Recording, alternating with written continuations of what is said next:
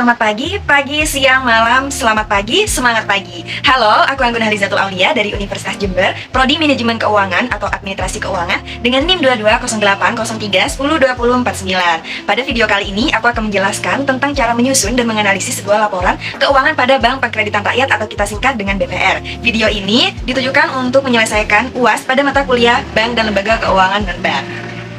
Dalam video ini akan membahas tentang prosedur penyusunan laporan keuangannya. Yang kedua adalah analisis rasionya. Jadi video ini akan berfokus pada analisis rasionya. Dan yang ketiga adalah studi kasusnya pada laporan keuangan bank BPR-nya.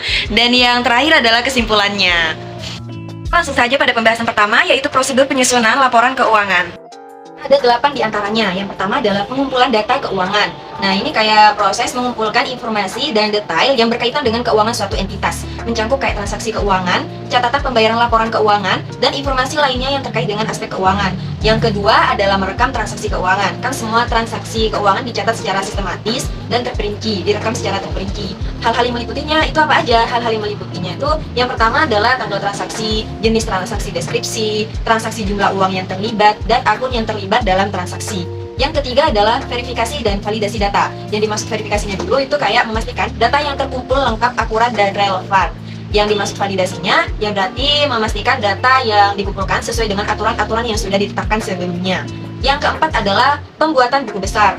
Kan kita sudah belajar tentang buku besar. Jadi proses menyusun transaksi keuangan secara sistematis gitu, mengelompokkan beberapa akun yang sejenis kayak akun piutang, akun kas, dan yang lain-lain. Hal itu bertujuan untuk memberikan gambaran yang jelas tentang kondisi keuangannya. Yang kelima adalah penyesuaian dan penilaian, yaitu menyesuaikan atas pendapatan yang belum tercatat, biaya yang belum dicatat, penyusutan aset, persediaan yang belum terhitung, atau penyelesaian atas item lainnya yang memenuhi.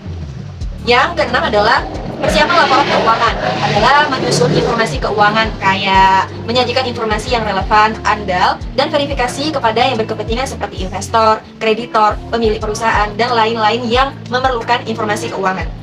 Yang ketujuh adalah audit dan verifikasi. Kita sudah tahu audit itu apa, kayak proses independen yang dilakukan oleh seorang auditor dan bertujuan mengevaluasi keagungannya dan memberikan pendapat independen, memberikan opini. Dan sedangkan verifikasinya itu merupakan sejenis dengan audit, akan tetapi ini cakupnya lebih luas, kayak pemeriksaan terhadap dokumennya gitu. Dan yang terakhir adalah penyajian dan distribusi. Yang dimaksud penyajiannya ini kayak melibatkan pemilihan metode visualisasi yang efektif seperti tabel grafik, diagram, dan jabatan. Penjelasan untuk memberikan informasi dengan cara yang jelas dan komprehensif. Dan ini maksud dengan distribusi itu kayak menyebarkan laporan keuangan kepada pemangku yang berkepentingan. Setelah itu, untuk menganalisis laporan keuangan BPR yang ingin kita analisis adalah dengan memanfaatkan data dari laporan keuangan untuk membuat perbandingan. Kita membandingkan 2 tahun terakhir untuk membandingkan. Jika tidak 2 tahun terakhir itu namanya bukan analisis. Jadi menggunakan rasio keuangan untuk menganalisis agar bisa mengukur keadaan Camels-nya. Ini adalah analisis rasio. Ada 4 rasio secara umum. Yang pertama itu adalah rentabilitas.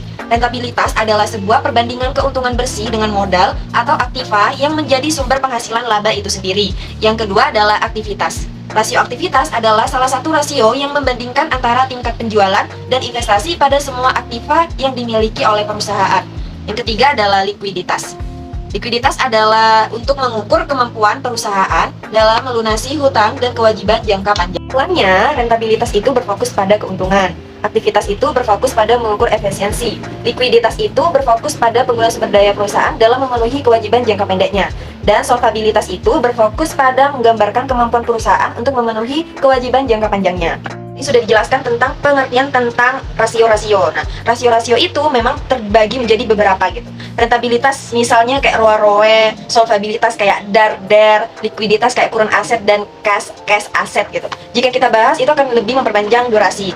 Dan pada video ini aku akan membahas tentang rasio CAR, NPL, ROA, ROE, BOPO, LDR, dan ML. Oleh nilai rasio, kita menggunakan rumus-rumus sebagai berikut. CAR, modal per aktiva tertimbang menurut risik dikali 100%. NPL sama dengan kredit per bermasalah total kredit dikali 100%.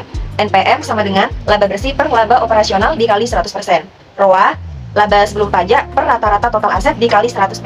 ROE, laba setelah pajak per rata-rata modal dikali 100%. BOPO sama dengan total beban operasional per total pendapatan operasional dikali 100%. LDR, total kredit yang diberikan per dana pihak ketiga dikali 100%. MR sama dengan ekses modal per potensial loss nilai tukar dikali 100%.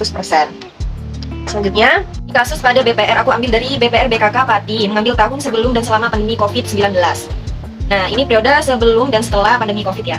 Ini bentukannya adalah triwulan. Pada triwulan 1 2019, CAR-nya mencapai 16,63. Pada triwulan kedua 2019 itu 17,47. Di situ mengalami peningkatan. Triwulan 3 2019 itu 17,57, mengalami peningkatan. Triwulan keempat 2019 mengalami peningkatan lagi hingga 21,31. Pada triwulan 1 2020 mendekati tahun pandemi COVID itu mencapai 15,33 hingga rata-ratanya diperoleh 17,66. Dan selama pandemi COVID, pada triwulan 2 2020 CAR-nya mencapai 16,97. Pada triwulan ketiga 2020 itu mencapai 16,93, mengalami penurunan. Triwulan 4 2020 17,1, sempat mengalami peningkatan walau sedikit. Triwulan 1 2021 mengalami penurunan lagi hingga mencapai 16,04. Yang triwulan ketiga 2020 itu 16,93, yang triwulan 1 2021 itu sampai dengan 16,04. Cukup jauh. Yang triwulan kedua 2021 itu mencapai 15,43 hingga memperoleh rata-rata 16,49. Jika dibandingkan sebelum pandemi COVID-19 yaitu 17,66 dan pada pandemi COVID yaitu 16,49. Terus begitulah untuk menganalisis sebuah laporan keuangan menggunakan analisis rasio. Selanjutnya, kesimpulan. Dapat disimpulkan bahwasanya CAR BKK Pati sebelum dan selama pandemi COVID-19 termasuk kriteria sangat sehat. Untuk NPL-nya sebelum pandemi tergolong cukup sehat dan selama pandemi COVID-19 termasuk kurang sehat. Kemudian NPM-nya pada saat sebelum dan selama pandemi COVID-19 tergolong cukup sehat. ROA pada sebelum dan selama pandemi COVID-19 dapat dikatakan sangat sehat. Lalu untuk ROE saat sebelum dan selama pandemi COVID-19 terbilang cukup sehat. BOPO pada saat sebelum dan selama pandemi COVID-19 tergolong sangat sehat. Serta yang terakhir adalah LDR sebelum pandemi dan selama pandemi COVID-19 termasuk sangat sehat. Terima kasih, aku sebagai pembuat video berharap besar bisa bermanfaat bagi kalian yang menontonnya.